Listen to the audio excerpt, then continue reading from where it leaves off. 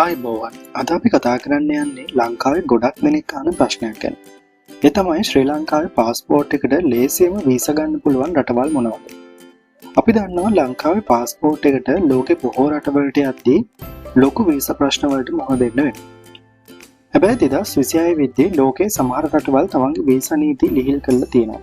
සංචාරකයන්ට වගේම වෘත්තිකයන්ටත් තමන්ගේ රටට එන්න ආරාධනා කරන්නේ.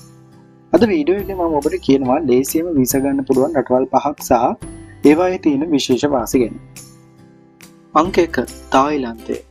පළවෙනි රට විදිහට මම තෝරගත්තේ තායිලන්තය. 2024 වර්ෂයේ ඉඳන් ශ්‍රී ලාංකිකයන්ට තායිලන්තයට ඇතුළු වෙන්න වීසා ලිහිල් කිරීමේ වැඩපිළිවෙලක් ක්‍රියාත්මක වෙනවා. විශේෂයෙන්ම සංචාරක අරමුණු සඳහා යන අයට දැන් ඉතාමත් පහසුවෙන් තායිලන්තයට යන්න පුළුවන්. ඔබ ව්‍යාපාරිකයෙක් නම් හෝ ඩිජිටල් නොමාඩ් කෙනෙක් විදිහට වැඩ කරනවා නම් තායිලන්තයේ අලුතෙන් හඳුන්වා දීපු ඩෙස්ටිනේෂන් තායිලන්ඩ් වීසා එක හරහා අවුරුදු 5ක කාලයකට වීසා ලබා ගන්නත් දැන් අවස්ථාව තියෙනවා. මේක ලංකාවේට ගොඩක් වටිනවා. මොකද මූල්‍යමය ලියකියවිලි ඉදිරිපත් කිරීම අනෙක් රටවලට සාපේක්ෂව මෙහිදී සරලයි. මාලදිවයින සහ සීෂෙල්ස්. දෙවැනි සහ තුන්වෙනි තැනට මම දාන්නේ ලංකාවේට හැමදාමත් මිත්‍රශීලී රටවල් දෙකක්. ඒ තමයි මාලදිවයින සහ සීෂෙල්ස්. මාලදිවයිනට ලාංකිකයන්ට දින 30ක ෆ්‍රී වීසා ඔන් අරයිවල් හම්බ වෙනවා. ඒ වගේම අප්‍රිකානු මහද්වීපයට අයත් ඉතාමත් ලස්සන දූපත් රාජ්‍යයක් වන සීෂෙල්ස් වලට ඔබට වීසා නැතුව ඇතුළු වෙන්න පුළුවන්. ඔබ මදු සමය සඳහා හෝ කෙටි නිවාඩුවක් සඳහා යනවා නම් කිසිම තානාපති කාර්යාලයක පෝලිම් වලින් නැතුව ටිකට් එකයි හොටෙල් බුකින් එකයි අරගෙන කෙලින්ම එයාපෝට් එකට යන්න පුළුවන් එක ලොකු පහසුවක්. අංක 4 පෘතුගාලය. හතරවෙනි රට විදිහට මම තෝරගත්තේ යුරෝපයේ තියෙන පෘතුගාලය. ඔබ යුරෝපයේ පදිංචි වෙන්න හෝ රැකියාවක් කරන්න හිතනවා නම් ෂෙනගන් කලාපයේ තියෙන පහසුම වීසා ක්‍රමවේදයක් තියෙන්නේ පෘතුගාලය. විශේෂයෙන්ම ඔවුන්ගේ ජොබ් සීකර් වීසා සහ D7 වීසා ඉතාමත් ජනප්‍රියයි.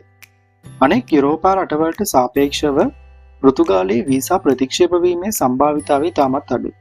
ඒ වගේම වසර 5ක් එහි නීත්‍යානුකූලව හිටියොත් ඔබට ස්ථීර පදිංචිය සඳහා ආයුධම් කරන්න අවස්ථාව ලැබෙනවා. අංක 5 කැනඩාව.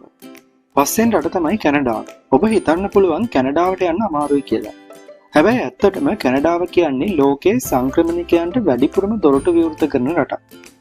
2026 වසර සඳහා තවුන්ට ලක්ෂ ගණනින් අලුත් පදිංචිකරුවන් අවශ්‍යයි. ඔබ උපාධිධාරියෙක් නම් හෝ නිපුණතා සහිත ශ්‍රමිකයෙක් නම් එක්ස්ප්‍රස් එන්ට්‍රි හරහා ඉතාමත් විනිවිද පෙනෙන ක්‍රමයකට වීසා ගන්න පුළුවන්. මීට අමතරව ශිෂ්‍ය වීසා හරහා ගොස් අධ්‍යාපනයෙන් පසු එරට පදිංචි වීමේ මාර්ගය ලාංකික සිතින්ට ඉතාමත් විවෘත. අවසාන වශයෙන් කියන්න තියෙන්නේ ඔබ යන රට මොකක් වුණත් ඔබගේ ලේඛන නිවැරදිව සකස් කර ගැනීම අනිවාර්යයි.